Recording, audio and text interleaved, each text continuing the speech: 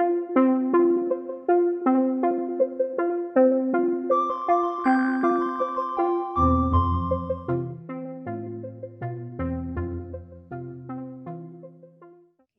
hello to everyone watching this video.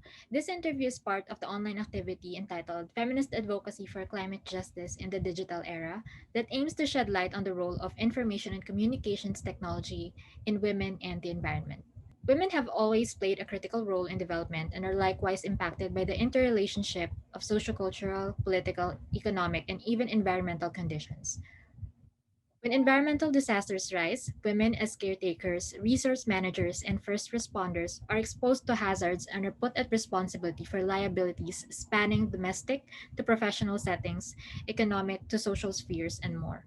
This burden is even aggravated by poverty, violence, and discrimination, driving women to be severely affected as environmental conditions worsen. For instance, women farmers face greater obstacles in acquiring climate resilience agricultural knowledge and skills due to the disproportionate amount of unpaid care and domestic work that falls on them.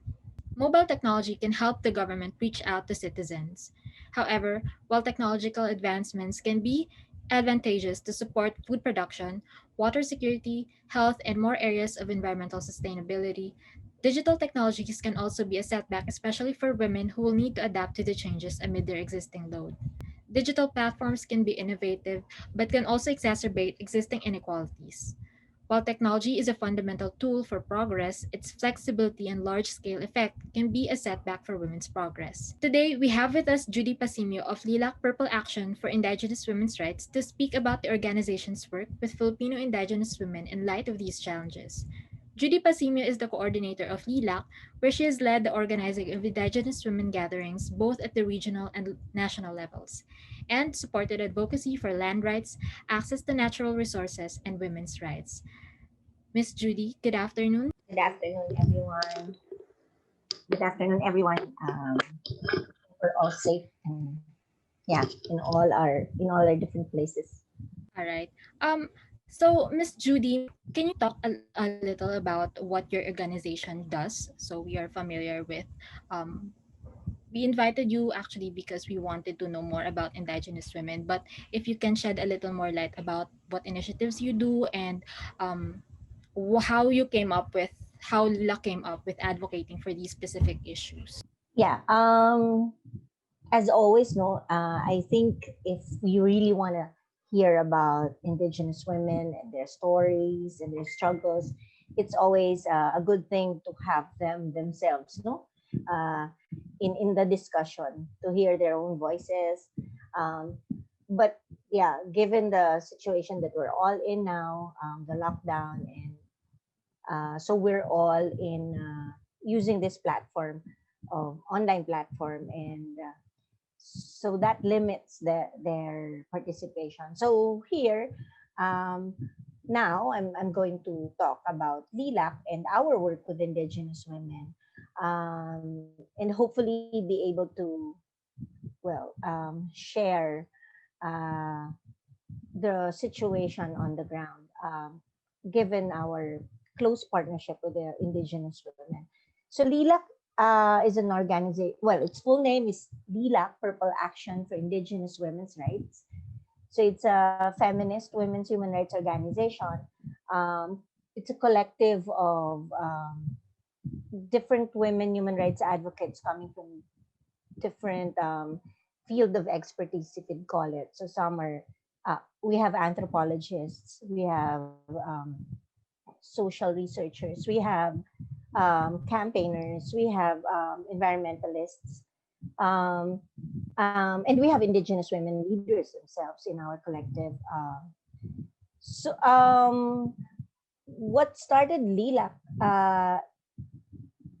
The women who started Lilac, including me, um, actually have been working with Indigenous people's issues for quite a long time, maybe 2 decades or more, even. Straight from the college, we went organizing Indigenous people and Indigenous people's issues.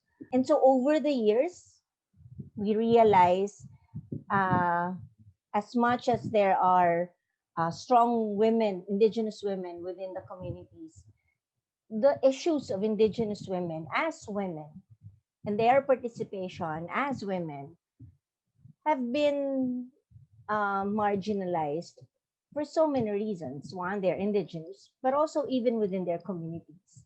And so the push from the indigenous women leaders that we have been working with uh, to have their own spaces, to have their own platforms for discussions and their own platforms to voice out their issues, their own issues, both as indigenous and as women, uh, have been very strong. And so that's why a handful of us decided to focus and create this space called Lilac and focus on pushing for indigenous women's rights. Thank you so much. We weren't familiar that you had like really this diverse women in your organization, and you mentioned that you have in your organization you have women who are also anthropologists and of course environmentalists, social workers if I'm not mistaken. How do these different roles play in Lilac's various advocacies? What are the advocacies that you're tackling right now, and how are they helping these kinds of different roles in how you pursue these kinds of advocacy? Well, as women's rights advocate yourself and as feminists, we know that all issues are indigenous, are women's issues, no? Uh, and so in zeroing in on indigenous women's issues, uh, the perspective and the discipline from the different, we call them Lilac Sisters, the different Lilac Sisters that come together provide more, how do you say it, more comprehensive and more diverse and therefore deeper analysis uh, of the issues that we're facing. For example, before we weren't so much into health and reproductive health issue. We were more talking about environment and the different impacts of development projects and extractive industries on the lives and land of indigenous women. But because we have women health advocates, one of whom, of course, is Mercy Fabros, she was able to bring, along with the chair of our board, Mix Padilla, they were able to bring in the perspective of looking into the impacts of the environmental destruction into the reproductive health of indigenous women. And that really deepened our look into the impacts of destruction of the environment into the lives of indigenous women. And now it has developed, it has contributed to the development of our reproductive self-determination advocacy within LILAC. So now if we for indigenous peoples, it's the RSD, or right to self-determination. But now we're, how do you say that, we're enriching it. That when we talk about right to self-determination of indigenous peoples, the women themselves within those peoples and within those communities should be able to exercise also their self-determination, particularly in the issue of reproductive health. Thank you so much. That really says a lot about what Indigenous women are also facing. You mentioned earlier that among those that are the challenges right now are the development projects and extractive industries. What are the updates about this, especially last year until actually up to this year when we're faced with the pandemic? What Yeah. has been status of Indigenous women when it comes to these issues? One would think that everything was in standstill given the lockdown.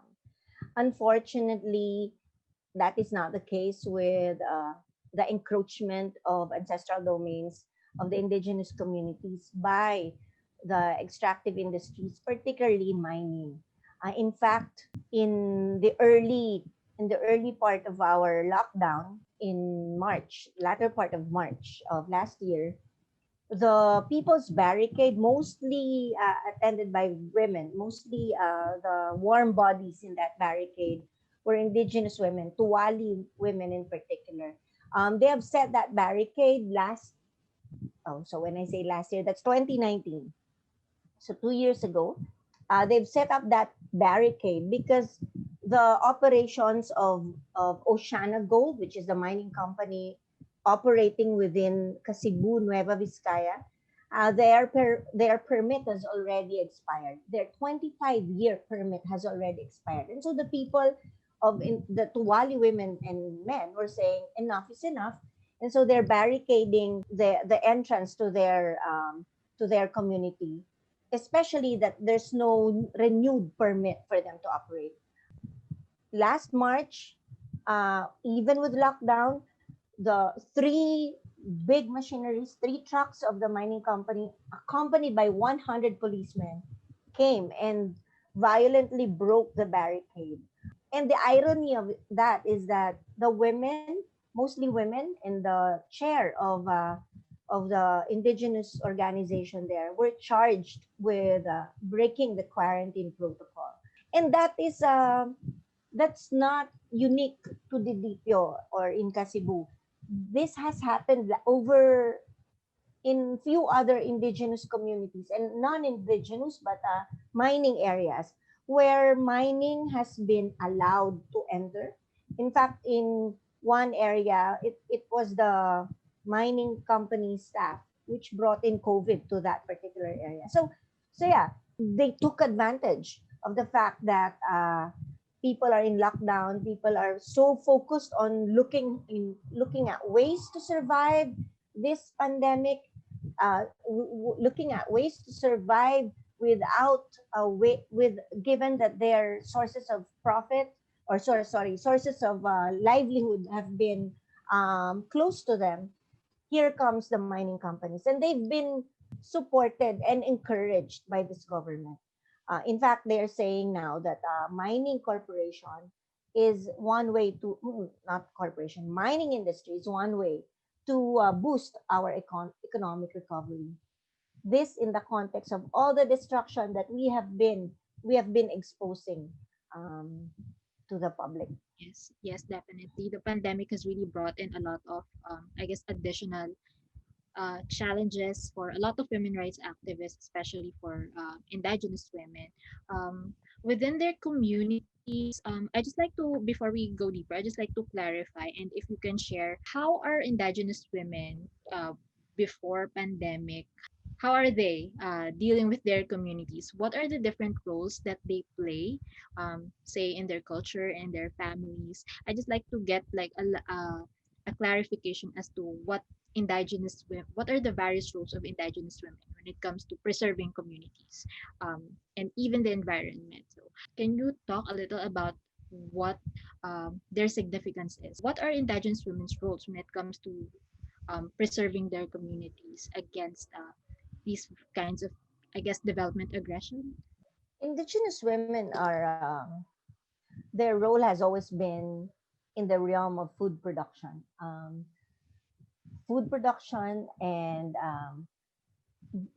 that entails from actually planting or sourcing food and up until actually putting food on the table. Given that role, the pandemic has really aggravated the situation.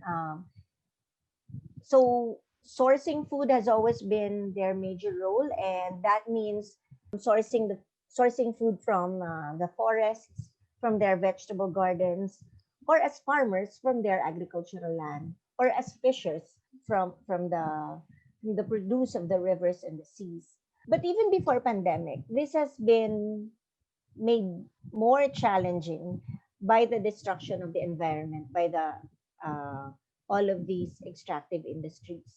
So now you would see how decimated the forests are. You would see how polluted the rivers and the seas are within their ancestral domain. And you would see how much agricultural land has been converted into plantations or into open pit mining. So that has already have great impact, negative impact on their sourcing of food and on their production of food. So much so that in the communities that we work with, the women, the indigenous women, are also going into the informal sector to be able to earn some money to put food on the table. So some of them work in how do you call that? Like peddling non-timber forest products. Some of them are working as a household help. But so when pandemic came, this prevented the lockdown prevented them from going out of their communities and actually doing this uh, sourcing out income from their daily wage work. And so with no food production, with a limited food production because of the destruction of their environment, to not being able to go into their daily wage work, that has really put a big burden on the shoulders of the indigenous women. In fact, one of the things that we have not really focused on but would really like to is the mental health of our leaders, because they are also on top of this role. Sorry, but you were asking about roles, no? So on top of these food producers, they are also women human rights defenders. Uh, and so the attacks against human rights defenders now under the Duterte administration has increased dramatically, and amongst the indigenous people's ranks, especially in 2019 and 2020, indigenous leaders have been killed and consistently threatened because of their advocacy against encroachment on their lands. And so all of these pressures and continuing threats from the government have really put a lot on the shoulders and on the mental health of our leaders. Definitely. So you mentioned a lot, we have challenges that they face when it comes to really taking care of their families and their communities. They also have to protect themselves as a community from the True. human rights violations. Yeah. So these are a lot to take in, no? And considering that they are also among the marginalized sectors that really need the support of the government even at the same time while they're needing that help they're really also not given that much attention as much as we want to. So there are a lot of challenges when it comes to pushing for the advocacies that they have, as indigenous people, as human rights defenders. So I was wondering, basically for the one thing that you mentioned earlier about them looking for jobs and going into informal sector, basically in the general idea of having to look for additional income or just income. Is technology having a role in these kinds of endeavors for indigenous women? What what are the kinds of technology that is helping them or not helping them when looking for, say, jobs or any other types of work so that they can help themselves gain income? The basic thing is actually information. Where do you get what are the opportunities out there, and how do you in the time of online, well, everything is now, how do you call that, everything now operates within the online realm. Not having access to online is such a big setback for the indigenous women, even if they have phones, but there are no signals within their areas. That means them going to areas where there are signals, and that's not necessarily, just going out of your house. I mean, here I would just go near the window and try to catch some signal.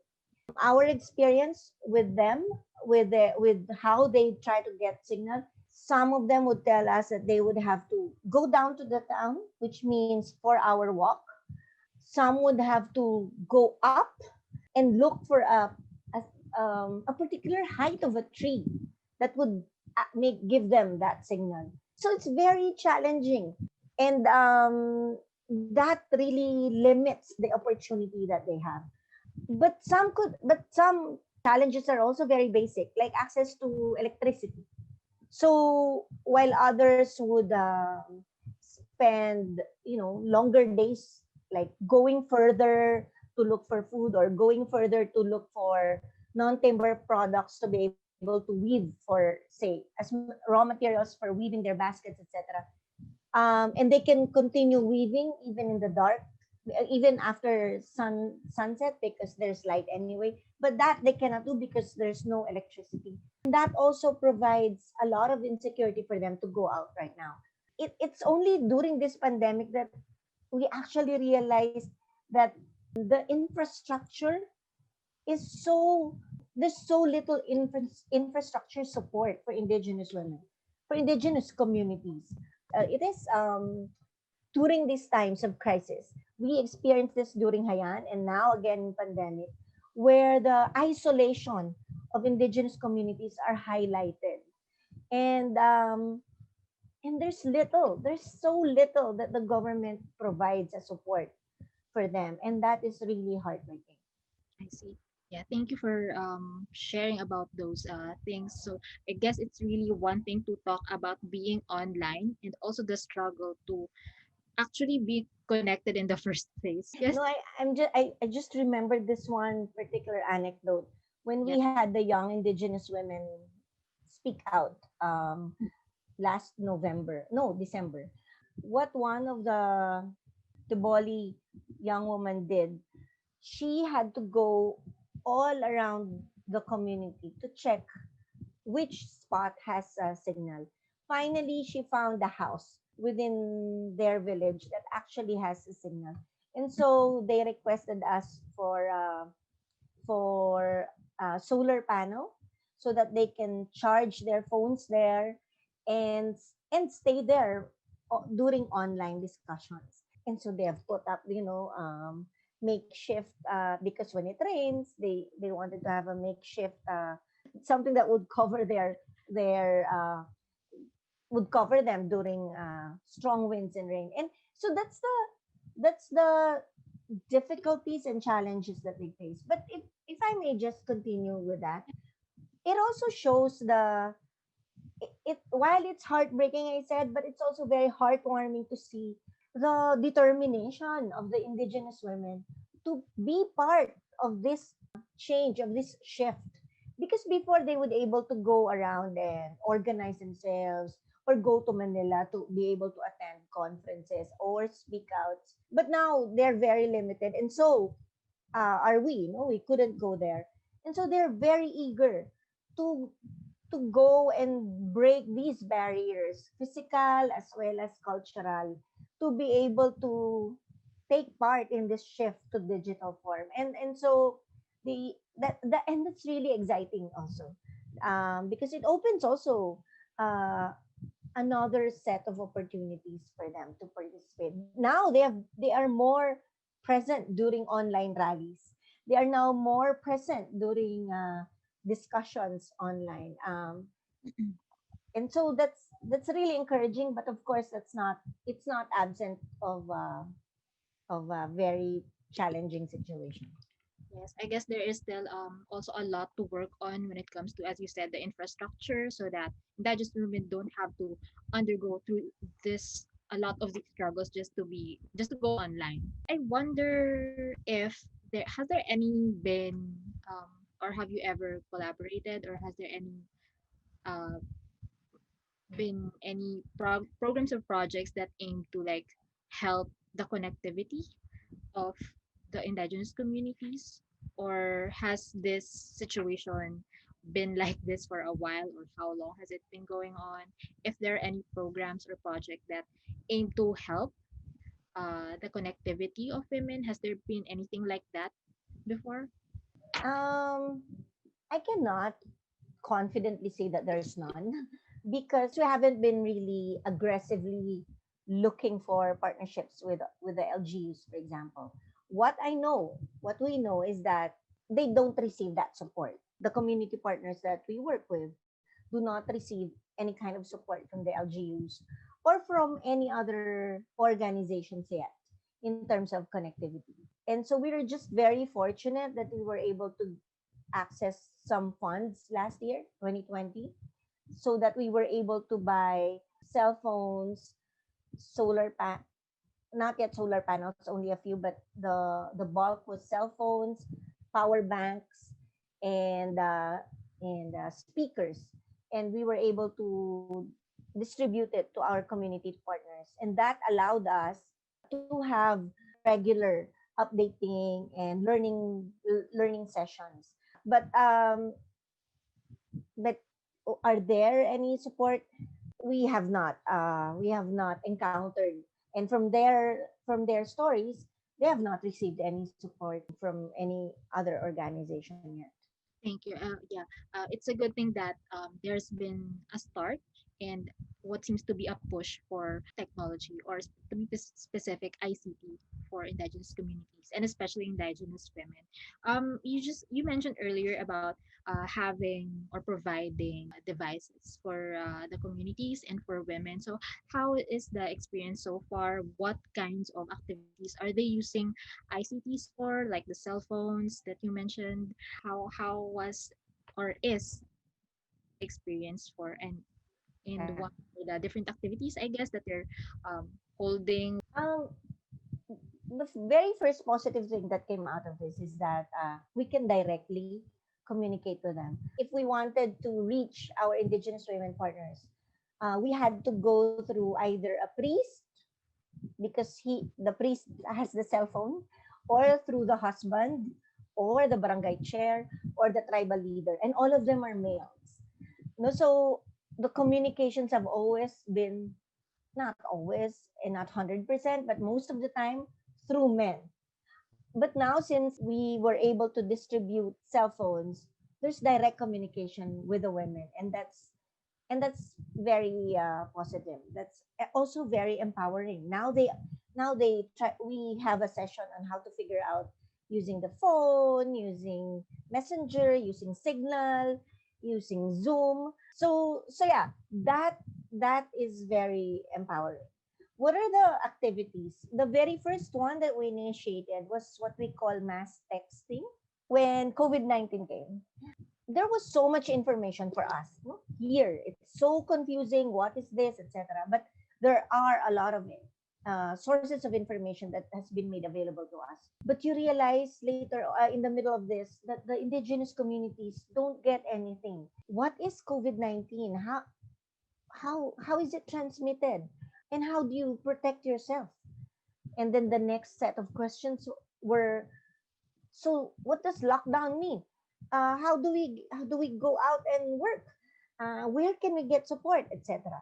And so we launched mass texting. We would give phone credits to our leader partners, and then we would text this basic information to all of them, and they in turn would send these text blasts to their partners. And they were saying that the feedback at that time was that, given the close down or the shutdown of ABS-CBN, which is one of the main sources of information for them, they really have no regular source of information, and so mass texting helped them a lot. We would text phone numbers within their localities, where to get or inquire about SAP. What is SAP? Who is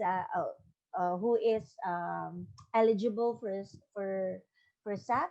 So yeah, and it's interesting too, because the others don't have access to cell phones too. And so some of our leaders were telling us that once they get the text message, they would write them down in the back of old calendars or any paper that they would get, and they would post it in a spot where there would be more, the foot traffic is heavy, and so the information is shared. So that's one of the early activities that we did. But later on, we have shifted our learning sessions to digital, to online platform. And so, what, especially when the anti-terror law has been passed, what is anti-terror law? Uh, why is it such a threat to us? Yeah. And so yeah, but also the other thing that was really helpful was that I told you earlier about the violent and forceful breaking of the People's Barricade in Barangay Didipio. That happened again, second time. It happened sometime in the last quarter. And we received video as it happens because now they know how to go live with their broadcast of what's happening there. So yeah, I mean it's very slow for even for us, but there are breakthroughs. As I've said, they're breaking through the technology and cultural barriers, and that's really very positive. Thank you so much. So I guess that's a great start. And again, there is still a lot of work to do so that both the community can learn about technology and also so that stakeholders like the government or even private companies, there are a lot that they have to be held accountable for when it comes to this. There really is, I've been writing a lot and then I just been observing the various layers that these communities and women have to face. And on top of that, they're also using um, and learning about technology so that it can also, in a way, help them and also help how they advocate for the issues that they're facing. So, one of them, as you mentioned, is even as simple as documenting really helps a lot. So, I was wondering Yeah. how if you don't mind sharing about how they, because you mentioned earlier that you communicate about the updates and even the mass texting helps a lot. So when it comes to, I was wondering about what happens between those of in your organization who are um, already or are largely online, who are spreading the messages on various uh, platforms online, say Facebook or Yeah. Instagram or what. How do they bridge that to the communities who are here taking the pictures or texting you that, hey, this is what's happening right now? What is kind of like the process and how do you kind of address the gap so that you effectively also let people know um, online about the issues that they're facing? Do you have kind of like any strategy, or how do you think so far what do you think so far is like an effective strategy to use the internet when it comes to highlighting the issues that the indigenous women and communities are facing? Let me answer that in a circuitous way. When the lockdown began, the first thing that we wanted to find out was to ask how they are, how the communities are. And the very first thing that they said was that we are afraid of our food security because they have no access to some have been blocked from going to their forest or to their farms and to their fishing areas. And so where do they go? Their vegetable gardens are not enough. And so and they couldn't go, as I've said, for their daily wage work. So so they're very anxious about food security. Lilac had no money for that kind of support, no? So we had to fundraise. And to be able to fundraise, you have to, of course, tell the story why it's needed or what it's for, no? So we launched Babayanihan, babaye meaning or women in Bisaya, and bayanihan in Filipino, that's solidarity, no? So women to women solidarity. That's what we called it, babayanihan. And so we posted online the statistics from our community partners of how many they are and what is their current situation now. We asked our community partners to take photos, and so they did, and we posted them. We didn't, you know, we were able to distribute relief packs. It's not really much.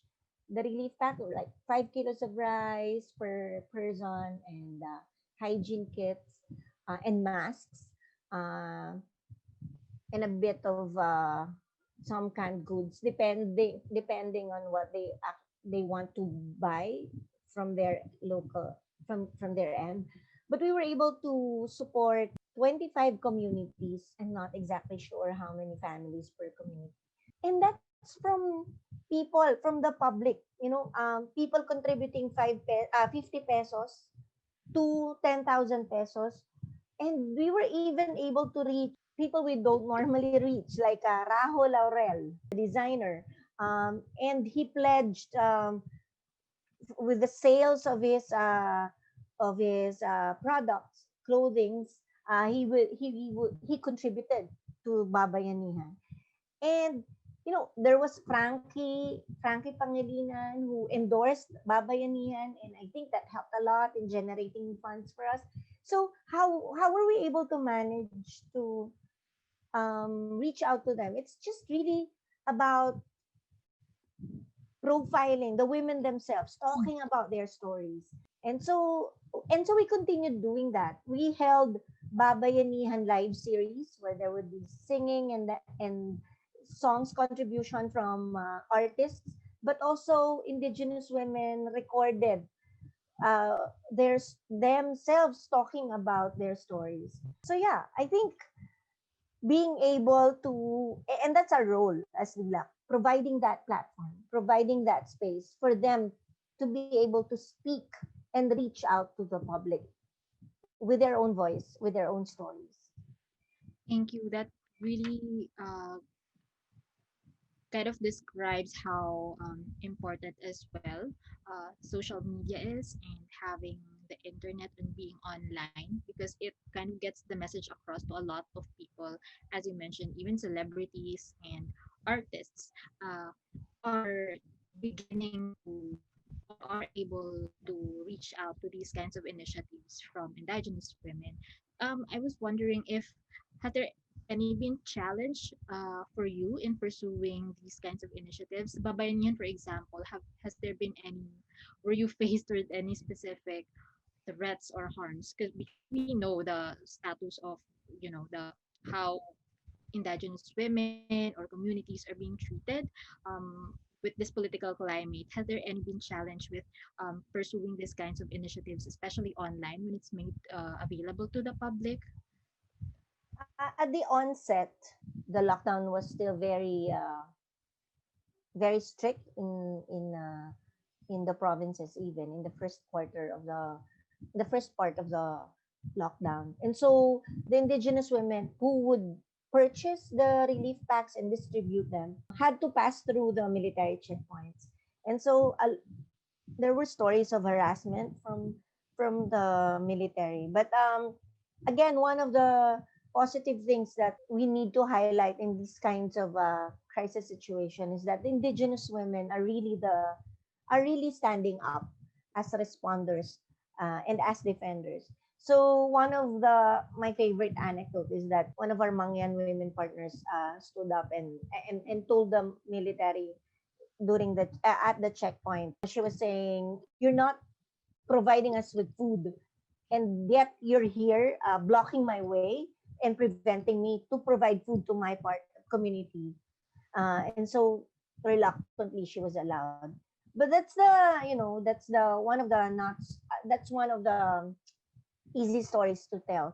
But there were other stories, like one woman leader in Mindanao.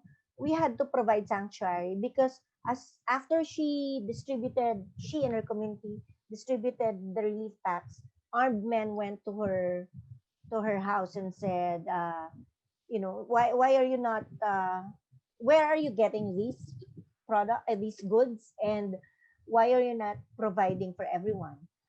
So we will come back here in a week's time. You need to have more food supplies for us, and otherwise, what will happen to you. So she really felt threatened. We had to pull her. The community leaders had to pull her out from that community. And in other instances, military trucks went to their small village again in Mindanao, in Agusan, and the military were looking for the indigenous woman leader, saying because she has been providing supplies to the rebels up in the mountains. But that was just really the relief packs from Babayanihan. And so the tribal leaders and the barangay said, no, These are relief packs from Lila, and she was going along with her partners.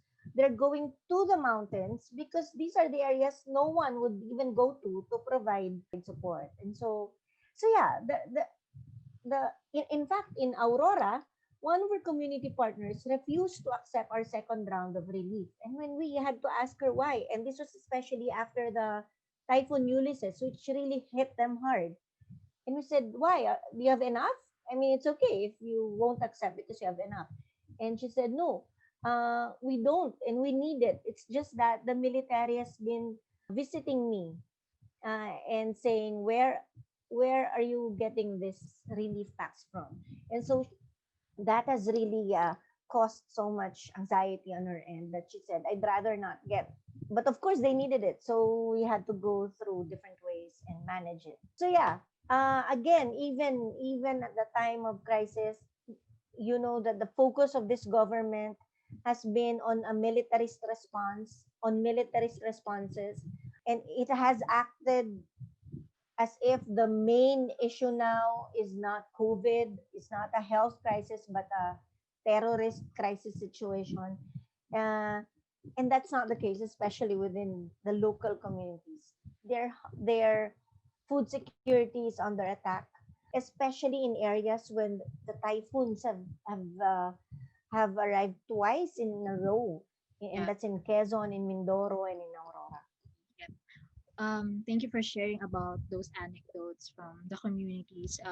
I was wondering if have you faced these kinds of threats as well online? Has there been any form of violence as well that Lilac has had to address, or maybe what how did you address if uh, there has been any case of these kinds of uh, violence online. I will, based on your story, I was there has been kind of like really a forceful kind of confrontation among the military and the communities, and what appears to be some form of disinformation. I'm afraid. If correct me if I'm wrong. I wonder if Lila has faced these different types as well of violence online, or even outside of Lilac, how for women activists who are also helping out Indigenous women and communities, what kinds of abuse have you encountered online? Has there been any, and how did you act on it? The the most recent would be when we posted the actual videos of the dispersal or the breaking of the people's barricade in the mining site in Bidipio, and the succeeding statements that we have issued against it, that have been, at least last year, that have been one of the most hated I don't know, posts that received so much hate and violent messages online. And some would even go to our private messages, for me, for example, and issue threats, etc. We have managed we have managed our when I say we within Lilac, no, have managed step back from responding to these. But what concerns us is the backlash at the community level, because the those who are issuing comments and hate messages are from the community as well. The Barangay Didipio has been very has been, how do you say that, has been the subject of very various divisive tactics from the mining company. And so it's the tension on the ground amongst supporters of mining and those who do not support the mining that is being intensified by what's online. But so far, it has not been translated to anything physical. But yeah, it raises tension. And another thing is that, as I mentioned earlier, no, that now Indigenous women leaders are more present in rallies because that doesn't require them to be physically present unlike before, no. So it's a lot easier now. And Lilac has also been encouraging encouraging Indigenous women to speak out on various issues such as the anti-terror law. And one of our board members and leaders from the Aita community, Aita Abilan community, has been visited and harassed by the military, both by the military and the police. And they were saying your messages and your statements in the Facebook are evidence of that you're part of the red tagging. So they were doing red tagging, say meaning they were accusing her to be part of a rebel group or a group that is associated with the CPP NPA. And so they were asking her to surrender. Surrender as what? And they said, well, the posts that we have seen online with you saying those words and issuing those statements. So yeah, those are the but and other times my picture was posted in a DDS Oh, website saying, this it, it's it's funny because in one post with my picture there, it says I'm one of the leaders of a group associated with CPP NPA, but also a drug addict, but also uh, uh, a drug peddler, a pusher, sorry, a drug pusher, all in one. I'm like, all oh, in. okay. Oh my gosh. So how did you act on it? What happens whenever you encounter these kinds of really alarming posts online, and actually it's basically disinformation and a lot Yeah. of judgment going on against So uh, a lot of so of course the Lilac staff and the other network colleagues have reported the post, and so it was taken down a few days after, I think. Yeah. I see. All right. Thank you so much again for the lots of stories that are contained here with our interview. Um, really, there we surface like a lot of issues when it comes to the role of ICT. For example, um, how women are using it to amplify their narratives, share their stories, and even continue their resistance um, amid this kind of uh, climate or threats here in the country. And basically aside from that, there's also like a lot of things to be worked on when it comes to providing indigenous women with these technologies to help them continue their work or their lives, and also to support their own families and communities. Do you have any more, before we close, do you have any more things to share or maybe a message when it comes to um, how we use technology for um, empowering women, especially those that you work with? Technology, it's like a double-edged sword, no? Like you you can use it for very positive and very meaningful changes, but it can also be used against you in a very violent way as well. If I may just share another story, one of our young Indigenous women from Bukidnon had to go offline for a few months because it was there that in Facebook that she was attacked and threatened, uh, saying, you're just a girl. It's so easy to just rape you and then kill you. And then it was described how it will be done to her. And so she is still traumatized that she had to go offline. And the other stories that we had is that while the other leader was very happy that she had access to cell phone and that she can connect now, but it has also been used to send her threatening messages. And so yeah, it can be a potent tool for change, but it can also be a very violent tool for threats and harassment. But such is such is life, and such is uh, any other tool that we have right now that is open for everyone. And so I think we just really have to be vigilant in learning how to use the technology to our favor and protecting ourselves from that being used against us. Um, the digital security training is one thing that we really need to um, heighten and ensure that we're taking it seriously, um, because the online threats are more often than not nowadays are being carried offline uh, as well. And so yeah, um, we need that. And also, in terms of information, while we're saying that we've distributed cell phones to connect, to allow, and to contribute in the connection of our Indigenous women partners for information, the backlash would be the access also to a lot of misinformation and disinformation. And so that's also an area that we're having conversations around. How do we protect ourselves from disinformation and misinformation? So yeah, there's a lot of potentials, but there's also a lot of dangers, and we just really need to be vigilant. Yes, agree, agree. And really, there's also a lot of a role that's being played with this vision that we have for our women.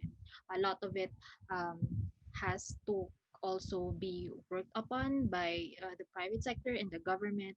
Really, a lot of factors at play here. So, I just really like to thank you again, Miss Judy, for sharing a lot of stories and actually your insights as well. There's been a lot that has been tackled right now, and it's really something that is worth exploring, maybe in another talk in the future. And really, we're grateful that you were part of this conversation about sharing us the insights about the indigenous women and communities, how they are advocating, taking care of their families and communities, and the role of ICT in all these things, and the threats, the challenges, and also what next steps, are um, should be looked into and pursued when it comes to the safety of women, both offline and online. So, thank you again so much. Thank you so much for having me That in ends Lilac. our interview for now. I just like to reiterate again that this project is funded by the Henrik Ball Foundation, and this interview is one of the outputs that we have in talking about the women and the environment and the role of technology. And uh, we are grateful for having you with here in this conversation, and I hope that we can collaborate with you again soon. So For thank you. sure. Thank Okay, so we would like to thank all our speakers for this session. Thank you for the time and expertise for sharing your experiences. And we would also like to thank the Henrik Ball Stiftung for supporting the discussion that we had. And most especially also the staff of FMA who supported uh, the preparation of this discussion, including logistical support. And thank you also for all of you who watched this online discussion. If you have questions or if you would like us to discuss other issues, you may get in touch with us at fma_ph@protonmail.com. Good day, everyone, and thank you.